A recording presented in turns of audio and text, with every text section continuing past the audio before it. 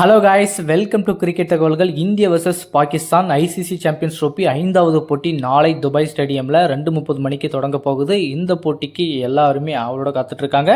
ஏன் காத்துட்டு இருக்காங்க அப்படின்னா, இந்தியா பாகிஸ்தான் அப்படின்னு சொன்னாவே போதும், எப்படி போரில் நம்ம மோதுறோமோ அதே மாதிரி தான் போட்டியிலும் நம்ம மோதுறோம். ஸோ அந்த அளவுக்கு ஒரு தரமான போட்டி தான் இந்த போட்டி. ஐசிசி தொடரில் இந்தியா பாகிஸ்தான் மோதுதுன்னு சொன்னாவே போதும், எல்லாருமே அவளோட நம்ம காத்துட்டு இருப்போம், எப்படா போட்டி வரும், எப்படா மேட்ச் பார்க்கலாம் அப்படின்னு சொல்லிட்டு. ஸோ அப்படி நாளைக்கு இந்த போட்டி நடக்க போகுது. இந்த போட்டியில யாரு பக்கம் 100% வெற்றி போக போகுது, அதே மாதிரி எந்த சைடு ஸ்ட்ரென்த்தா இருக்காங்க, எதுல வீக்கா இருக்காங்க அப்படின்றத பத்தி டீட்டெயிலா நம்ம பார்க்க போறோம். ஸோ வீடியோ ஸ்கிப் பண்ணாம கடைசி வரைக்கும் பாருங்க. வாங்க வீடியோக்குள்ள போகலாம். ஸோ நாளைக்கு இந்த போட்டி ஸ்டார்ட் ஆக போகுது. இந்த போட்டியில பாத்தீங்கன்னா பிச்சை ஃபர்ஸ்ட் பார்ப்போம். பிச்சை பொறுத்த வரைக்கும் முதல் போட்டியே பாத்தீங்கன்னா இந்தியா வர்சஸ் வங்கதேசம். அந்த போட்டியில நமக்கு தெரிஞ்சிருக்கும், டாஸ் வின் பண்ண உடனே வங்கதேச கேப்டன் நாங்க பேட் பண்றோம் அப்படின்னு சொல்லியிருக்காரு. ஏன் சொன்னார் அப்படின்னா, பிச்சுடைய கண்டிஷன் அந்த அளவுக்கு சூப்பரா இருக்கு. பின்னாடி பாத்தீங்கன்னா செகண்ட் இன்னிங்ஸ்ல டியூ வரதுக்கான வாய்ப்புகள் இல்லை. ஸோ இதுக்கு முன்னாடி பார்த்தீங்கன்னா இந்த இன்டர்நேஷனல் ஸ்டேடியமில் மொத்தம் 44 ஒரு நாள் போட்டி விளையாடி இருக்காங்க. இதில் பேட்டிங் ஃபர்ஸ்ட் 17 போட்டியும் சேஸ் பண்ண டீம் பார்த்தீங்கன்னா 26 டைம் வின் பண்ணியிருக்காங்க.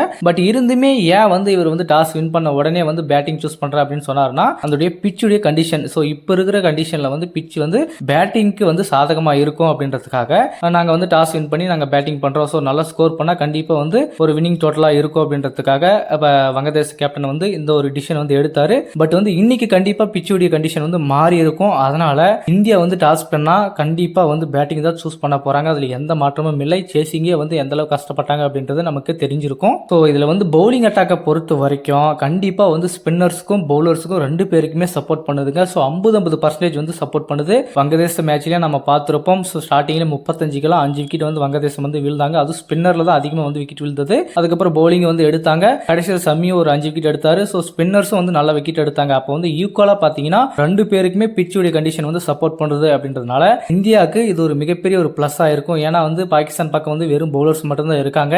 அவங்க சைடு பாத்தீங்கன்னா ஸ்பின்னர்ஸ் இல்ல. ஸோ அது ஒரு வீக்னஸ் பாகிஸ்தான் கிட்ட இருக்கு. நாம நியூசிலாந்து மேட்ச்லயே பார்த்திருப்போம், பாகிஸ்தான் எப்படி பிளே பண்ணாங்க. கிட்டத்தட்ட 320 ரன் பக்கம் கொடுத்தாங்க பவுலிங்ல. ஸோ அவங்க கிட்ட ஒரு ஸ்பின் அட்டாக்கும் இல்ல, பவுலிங் அட்டாக்கும் சொல்லிக்கிற அளவுக்கு இல்ல. ஸோ அதனால கண்டிப்பா இது ஒரு மைனஸா பாகிஸ்தானுக்கு இருக்க போகுது. பவுலிங் லைனப்பை பொறுத்த வரைக்கும் இந்தியா கிட்ட ஸ்ட்ராங்கான ஒரு லைனப் வச்சிருக்காங்க. ஸோ பேட்டிங்கை பொறுத்த வரைக்கும் சொல்லவே தேவையில்ல, பேட்டிங் செம்மையா இருக்கு. ஸோ பாகிஸ்தான்லயும் பாத்தீங்கன்னா ஃபக்கர் ஜமான் பாத்தீங்கன்னா இப்போ இன்ஜுரி காரணமா இந்த தொடர்ல இருந்து வெளியே போயிட்டாரு. ஸோ அந்த இடத்துல பாத்தீங்கன்னா ஒரு பேட்டிங் மிகப்பெரிய ஒரு மைனஸா பாகிஸ்தானுக்கு இருக்கு. ஸோ இந்த விஷயத்தை பொறுத்த வரைக்கும் இந்தியா கிட்ட 100% எஃபெக்டிவான ஒரு ரோல் இருக்குங்க. ஸோ பாகிஸ்தான் கிட்ட பொறுத்த வரைக்கும் ஒரு 50% தான் இருக்கு. ஸோ இதுலயே தெரிஞ்சிருக்கும் கிளியரா எந்த டீம் அட்டாக்டிவா இருக்கு அப்படின்றது. பாகிஸ்தான் கிட்ட பாத்தீங்கன்னா சொல்ற அளவுக்கு அட்டாக்டிவ் இல்லை அப்படின்றது தான் கிளியரா தெரிஞ்சிருக்கு. துபாய் பிச்சை பொறுத்த வரைக்கும் கண்டிப்பா ஸ்பின்னர்ஸ் தேவைப்படுதுங்க. அந்த ஸ்பின்னர்ஸ் பாத்தீங்கன்னா தூக்கி போற ஸ்லோவா போற ஸ்பின்னர்ஸ் கண்டிப்பா வேணும். ஏன்னா வங்கதேச மேட்ச்ல நம்ம பார்த்திருப்போம், மோஸ்ட்லி ஸ்லோ பாலுக்கு அந்த அளவுக்கு வேல்யூவான ஒரு ரீசன் இருக்கு. ஸோ அதுல தான் இந்திய பேட்ஸ்மேனே திணறினாங்க.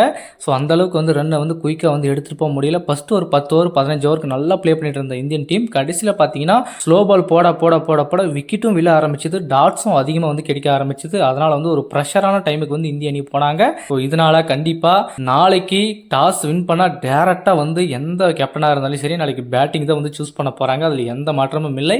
ஒரு 250 ஒரு 300 ரன் அடிச்சாவே போதும். கண்டிப்பா அது ஒரு நல்ல ஸ்கோரா இருக்க போகுது. சேஸ் பண்றது ரொம்பவே ஒரு கஷ்டமான ஒரு சூழலை உருவாக்க போகுது. நாளைக்கு என்ன பண்ண போறாங்க, ஸோ நாளைக்கு எந்த மாதிரியான அட்டாக்கோட பாகிஸ்தான் வர போறாங்க, எந்த மாதிரி அட்டாக்கோட இந்தியாவும் வர போறாங்க அப்படின்றது எல்லாருடைய எதிர்பார்ப்பா இருக்கு. என்ன பொறுத்த வரைக்கும் என்னுடைய ப்ரொடக்ஷன்ல பார்த்தீங்கன்னா கண்டிப்பாக இந்திய பக்கம் தான் வெற்றி போகிறதுக்கான வாய்ப்புகள் அதிகமாக இருக்குது. ஏன்னா இந்தியை பொறுத்த வரைக்கும் அவங்களுடைய லைனப் ஆகட்டும், பேட்டிங் லைனப் ஆகட்டும், பவுலிங் லைனப் ஆகட்டும் எல்லாமே ஸ்ட்ராங்காக இருக்காங்க. பாகிஸ்தானை பொறுத்த வரைக்கும் அவங்களுடைய லைனப்பில் கண்டிப்பாக 50% மிஸ்டேக் இருக்குங்க. ஸோ இந்த போட்டியில் மாற்றங்களோடு பாகிஸ்தான் களமிறங்க போகிறாங்களா, ஸ்பின்னோட இறங்க போகிறாங்களா அப்படின்றதையும் நம்ம பார்க்கலாம். ஸோ யார் பக்கம் வெற்றி சாய போகுது, எந்த டீமில் ஸ்ட்ராங்காக இருக்காங்க, பாகிஸ்தானுடைய டீமை பற்றியும் இந்திய டீமை பற்றியும் உங்களுடைய கருத்துக்கள் என்னன்றதை மறக்காம கமெண்ட்டில் சொல்லுங்கள்.